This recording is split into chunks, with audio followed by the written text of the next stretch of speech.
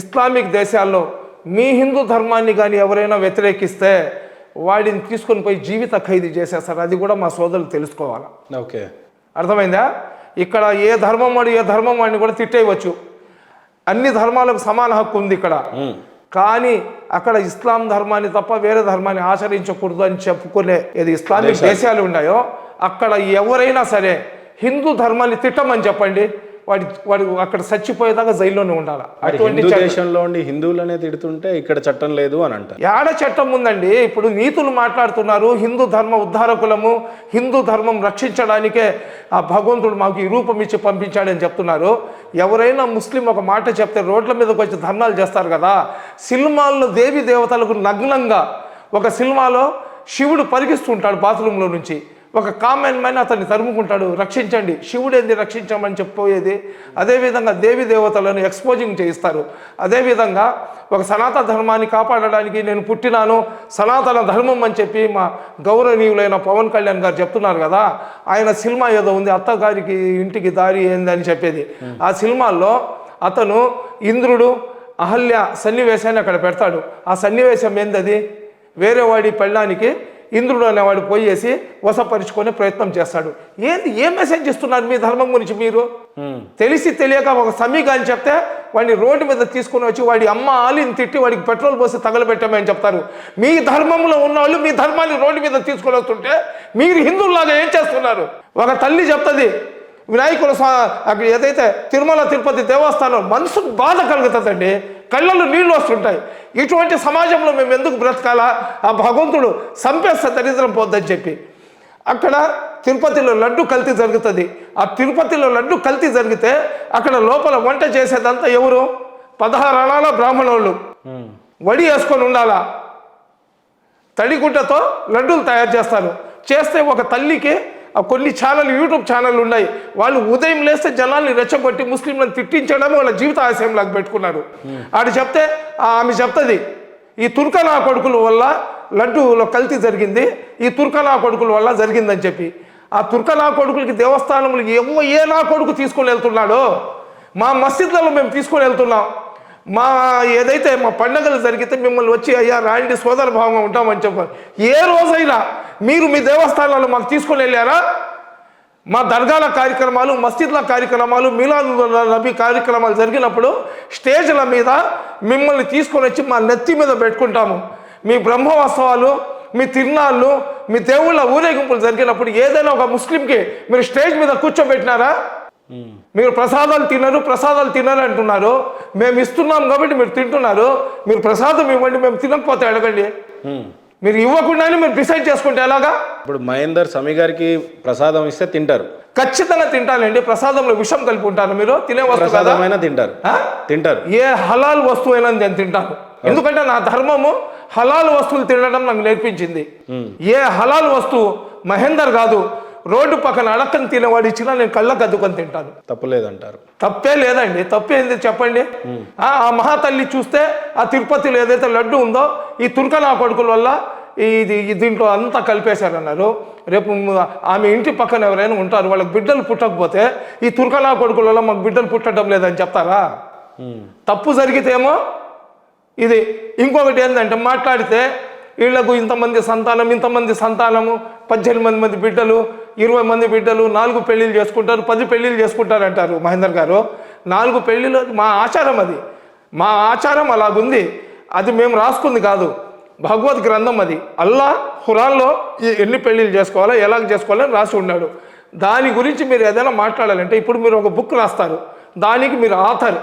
ఇప్పుడు మీరు టెలికాస్ట్ చేసినారు కాబట్టి మిమ్మల్ని నేను అడగడానికి వచ్చినాను, ఎందుకంటే ఫిజికల్గా మీరు ఉన్నారు కాబట్టి. అవును, ఈ ఖురాన్ అనేది ఎవరు? దైవ గ్రంథం, అల్లా పంపించిన గ్రంథం. ఆ గ్రంథంలో ఏదైనా తప్పులు ఉన్నాయని చెప్పి మీరు మమ్మల్ని కాదు అడగాల్సింది, ఖురాన్ని పంపించిన అల్లాని అడగాల. అల్లా దగ్గర మీరు పోయి అడుగుతారంటే అల్లా దగ్గర మీరు ఎలాగ వెళ్ళాలనే మార్గం నేను చూపిస్తా. 10 రూపాయలు సైనట్ తెచ్చి తినేస్తే చచ్చిపోతారు. అప్పుడు అల్లా దగ్గర పోయి ఏమయ్యా అల్లా ఇలాగెందుకు రాసావని కనుక్కొని మళ్ళీ ఇంకొక జన్మ ఎత్తుకొని వచ్చి దాన్ని సరి చేసుకోవచ్చు. అల్లా రాసిన గ్రంథం గురించి దాన్ని నేను అనుసరించేవాడినే. దాని గురించి దాన్ని అల్లా తప్పు రాశాడంటే నేను ముస్లిం కాదు. నా విశ్వాసం, నా ధర్మం అది. నేను అందరికీ కోరుకుంటున్నా, మమ్మల్ని మీతో దూరంగా మీరు పెట్టుకోబాకండి. మర్యాద పురుషోత్తముడు శ్రీరామచంద్రుడు మర్యాద పురుషోత్తముడు. ప్రపంచంలో ఉన్న ప్రతి ఒక్కరికి ఒక భార్యతో ఏ విధంగా సంసారం చేయాలా, తల్లిదండ్రుల ఆజ్ఞను ఏ విధంగా పాటించాలా, ఎవరికి ఇబ్బంది లేకుండా రామరాజ్యం ఎలాగ స్థాపించాలా అనేది నేర్పించినారు. రామరాజ్యంలో ఇళ్లకు తాళాలు వేసుకునేవాళ్ళు కాదు.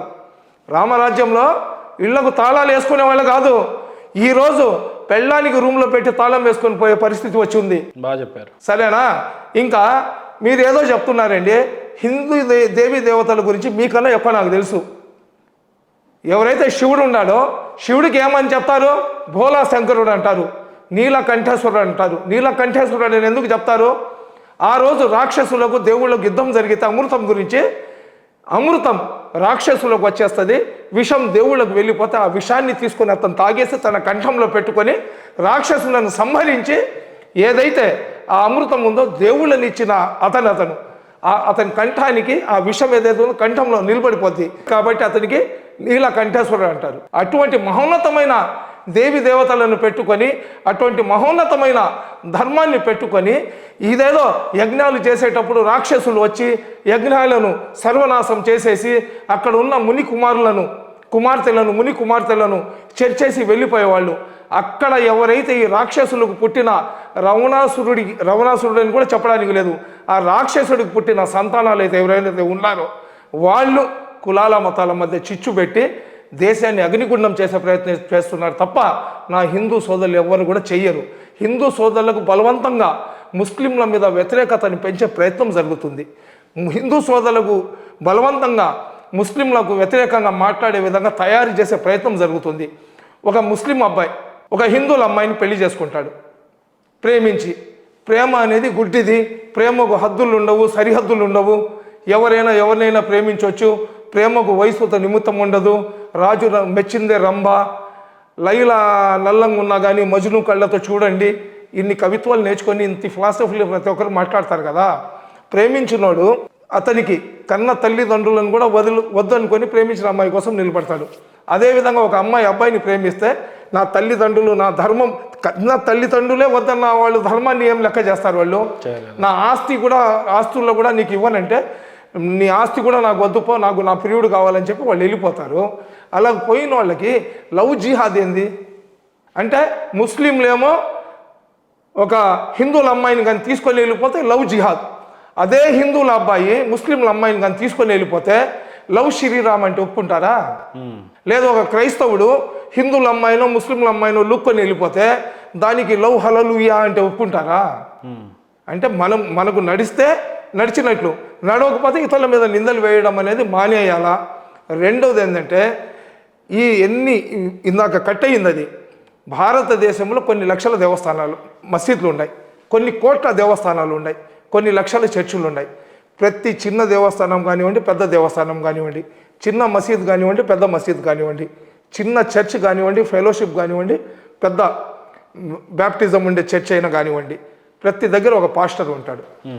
వీళ్ళు ఇన్ని లక్షల మంది, ఇన్ని కోట్ల మంది పూజారులు అయ్యవాళ్ళు, చిన్న జిఆర్ స్వామి గారు కానివ్వండి, అదేవిధంగా ఆయన చాగండి అతను కానివ్వండి, ధార్మికంగా సబ్జెక్ట్ తెలిసిన వాళ్ళు చాలామంది ఉంటారు కదా. ఈ రోజు దాకా వాళ్ళ నోటికుండా ఇతర ధర్మాలను అవమానపరిచేటట్లు, ఇతర ధర్మాలను కించపరిచేటట్లు మేము వినలేదు. వాళ్ళకి అవసరం కూడా లేదు. వాళ్ళు ఏంటంటే, మన ధర్మమే మనం పూర్తిగా తెలుసుకోలేదు, ఇతర ధర్మాల గురించి మనకెందుకు, ముందు మన వాళ్ళని మేము సరైన మార్గంలో పెట్టుకోవాలని చెప్పి కొంతమంది చీడ పురుగులు, ఫింగర్ టిప్స్ మీద లెక్క పెట్టే చీడ పురుగులు దీన్ని అనవసరంగా ఒకళ్ళ మధ్య ఒకళ్ళకి చిచ్చు పెట్టి దేశాన్ని సర్వనాశనం చేయాలి. మీరు సరైన ప్లేస్కి వచ్చారు. ఇప్పుడు లాస్ట్లో నేను అడుగుతానన్న ప్రశ్నకి వచ్చి పులి స్టాప్ పెట్టారు. సిరాజ్ని సిగ్నేచర్ స్టూడియోకి రప్పియడానికి ప్రధాన కారణమే వేదాలలో దేవుడు లేడు అని చెప్పడం. యేసు ప్రభువు వారు స్వయంగా నేను దేవుణ్ణి కాదు, ఆయన మరొక వారు ఉన్నారు అని చెప్పడం.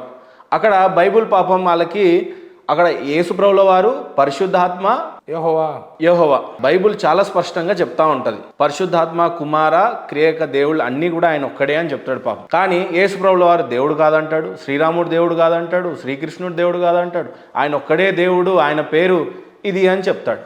ఈ రకంగా బోధించి ఏం లబ్ధి పొందుదాం అనుకున్నాడు? అకార్డింగ్ టు ఖురాన్, మేము ఖురాన్ని ఫాలో అవుతాం. అది ఎవరైతే ముస్లింలు కల్మా చదివిన ముస్లింలు ఉన్నారో అది ఎవరైనా కానివ్వండి ఖురాన్ని ఫాలో అవుతాం. ఖురాన్ ప్రకారము 1,24,000 మంది ప్రవక్తలు ఈ భూమి మీద వచ్చారు సృష్టి వచ్చినప్పటి నుంచి. వచ్చిన 1,24,000 మంది ప్రవక్తల్లో అంతిమ ప్రవక్తలాగా ముహమ్మద్ ప్రవక్త సల్లల్లాహు అలైహి వసల్లం గారు వచ్చారు. ఖురాన్లో పొందపరిచిన ఆ పేర్లు ఏదైతే ఉన్నాయో కొన్ని పేర్లు, ఆ కొన్ని పేర్లలో ఆయన మూసా అలైహిస్సలాం, ఈసా అలైహిస్సలాం అని చెప్పి కొన్ని పేర్లు ఉన్నాయి కదా, దాంట్లో యేసు ప్రభు గారు కూడా ఒక ప్రవక్త అని చెప్పి మా ఖురాన్ చెప్పింది. మా దైవ గ్రంథంలో అతను దేవుడు అని చెప్పి చెప్పలేదు, కాబట్టి అతను ప్రవక్త అని మేము నమ్ముతాం. వాళ్ళు నమ్మినా నమ్మకపోయినా నాకేం ఇబ్బంది లేదు. అదేవిధంగా ఎవరైతే మీరు చెప్పారు కదా ఒక ధర్మానికి మధ్య 1000 సంవత్సరాలు, 1500 సంవత్సరాలు, 2000 సంవత్సరాలు, 4000 సంవత్సరాలు గ్యాప్ ఉంటుందని చెప్పి, ఈ వచ్చిన ప్రవక్తల్లో ఖురాన్లో కొన్ని పేర్లే చెప్పినారు. ఏది 27, 26, 24 కొన్ని పేర్లు చెప్పారు. 24,000 19 మంది పేర్లేమో చెప్పారన్నాడు. 24, 27 మంది 24 మంది పేర్లు ఉన్నాయి. మిగతా వాళ్ళు ఎవరైతే ఉన్నారో సమాజంలో ఉన్న చెడును దూరం చేసి ప్రజలకు అంధకారం నుంచి సరైన మార్గంలో తీసుకొని వెళ్ళే ప్రయత్నంలో భాగంగా నేనేమంటాను కేవలం ఈ భూమి మీద బ్రదర్ సిరాజ్ అనే ఏకైక వ్యక్తికే నిజమైన దేవుడు తెలుసట. మీరు, నేను, మీ భార్య పిల్లలు, నా భార్య పిల్లలు, భారతదేశంలో ఉన్న హిందూ, ముస్లిం, క్రైస్తవులు, సిఖ్స్, బౌద్ధ్ ఎవరైనా సరే అందరం కలిసి సిరాజ్ చెప్పేటువంటి మాటలు నమ్ముదామా? ఇప్పుడు ఒకటే మీరు మతం మార్చారా అని ఇందాక అడిగితే నేను మార్చలేదని స్పష్టంగా చెప్పారు. అవును.